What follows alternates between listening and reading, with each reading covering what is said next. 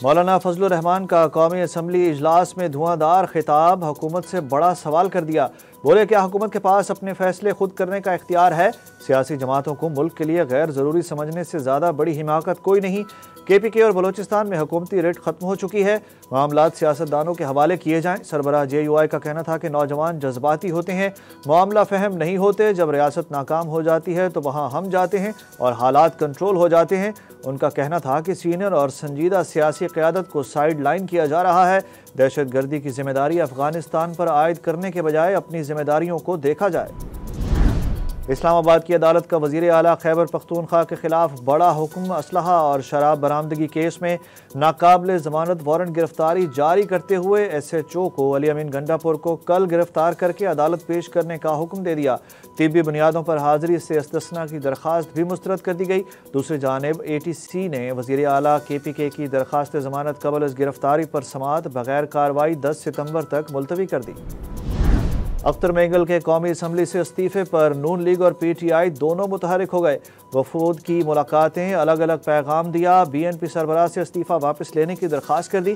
Speaker कौमी assembly Ayaz Sadiq ने सरदार अख्तर मेंगल के इस्तीफ़े पर कार्रवाई रोक दी। PTI वक्त बैरिस्टर गौहर की सरबराही में अख्तर मेंगल से मिलने पार्लियामेंट लॉजेस पहुंचा। PTI ने अख्तर मेंगल को अपोजिशन इत्तेहाद के प्लेटफॉर्म से जद्दोजहद जारी रखने का पैगाम दिया। दूसरी जानिब वफाकी हुकूमत ने अख्तर मेंगल का इस्तीफ़ा मंजूर न करने का फैसला कर लिया। राना सनाउल्लाह समेत हुकूमती वफ्द ने अख्तर मेंगल से मुलाकात की और बलोचिस्तान के मसाइल हल करने की यकीन दहानी कराई।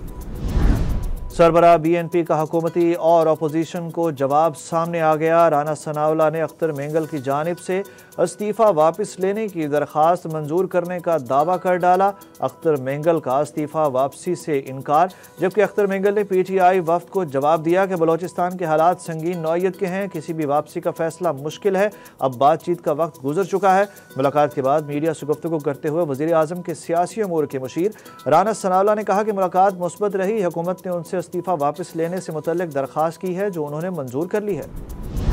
अवामी नेशनल पार्टी के सीनियर रहनुमा जाहिद खान ने सियासत छोड़ने का ऐलान कर दिया। जाहिद खान ने कहा कि एक नज़रियात और सोच के साथ सियासत कर रहे थे, बदकिस्मती से मुल्क में जो सियासत चल रही है उसमें नज़रियात कहीं नहीं। मुस्तकबिल का फैसला अपने हल्के के लोगों के साथ मशावरत के बाद करूँगा। गवर्नर KPK का वज़ीर आला अली अमीन गंडापुर से एतमाद का वोट लेने का मुतालबा, तहरीक अदम एतमाद की वार्निंग भी दे दी। फैसल करीम कुंडी ने पेशावर में मीडिया से गुफ्तगू करते हुए कहा कि अल्लाह ना करे कि मुशीर और मुआवनीन ख़ुसूसी की समरी पर पाँव रखूँ। बताया जाए कि वज़ीर और मुशीर क्यों बदले जा रहे हैं, अगर वो करप्ट हैं, नाअहल हैं तो उन्हें सज़ा क्यों नहीं दी जा रही। उनका कहना था कि 2/3 अक्सरियत वाले वज़ीर आला अपनी असम्बली में जाने से कतरा रहे हैं, उनके खिलाफ तहरीक अदम एतमाद आ सकती है। 4 मरतबा इजलास मुलतवी हो चुका है। अली अमीन गंडापुर को मशवरा दूंगा, एतमाद का वोट ले लें। पंजाब हुकूमत के बिजली के बिलों पर सब्सिडी रहेगी या नहीं, वजारत ख़जाना ने वजाहत कर दी। तर्जुमान वजारत ख़जाना के मुताबिक आलमी मालियाती इदारे से मुज़ाकरात अब सिर्फ बैरूनी फाइनेंसिंग गैप को पूरा करने पर हो रहे हैं और पंजाब हुकूमत की बिजली के बिलों पर सब्सिडी से अब कोई मसला नहीं है।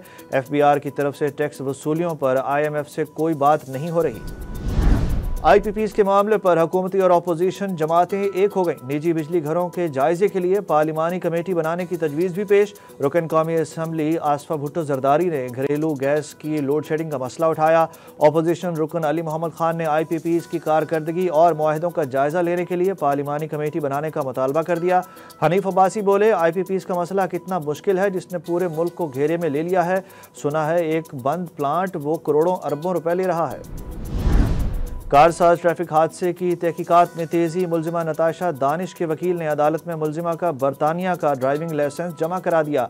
तस्दीक के लिए बरतानवी हुकूमत से राब्ते का फैसला। दूसरी जानिब कराची की डिस्ट्रिक्ट एंड सेशन कोर्ट ने हादसा केस में मरकजी मुलजिमा नताशा के शौहर दानिश इकबाल की अबूरी जमानत मंजूर कर ली।